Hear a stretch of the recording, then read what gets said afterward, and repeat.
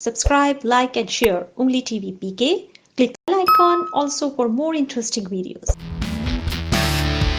तवील अरसे तक कचहरियों के चक्कर लगाने और मनी लॉन्ड्रिंग के केसेस भुगतने वाली मॉडल अयान अली ने एक बार फिर शोबिज़ की अपनी सरगर्मियां शुरू कर दी हैं। सोशल मीडिया वेबसाइट इंस्टाग्राम पर एक पोस्ट में अयान अली ने अपने फॉलोअर्स को बताया कि इनके 7 गाने बहुत जल्द रिलीज होंगे।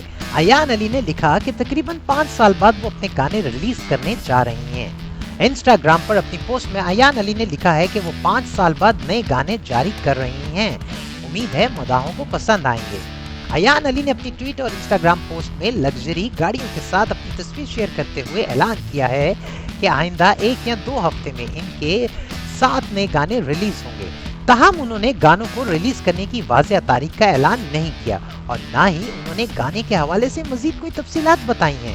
इम्कान ये जाहिर किया जा रहा है कि वो ईद उल अज़हा पर गाने रिलीज करेंगी। माजी में अयान अली की वजह शोहरत मॉडलिंग के बजाय मनी लॉन्ड्रिंग केस था और 2015 में इन्हें गिरफ्तार भी किया गया था। Subscribe, like and share Ungli TV PK. Click the bell icon also for more interesting videos.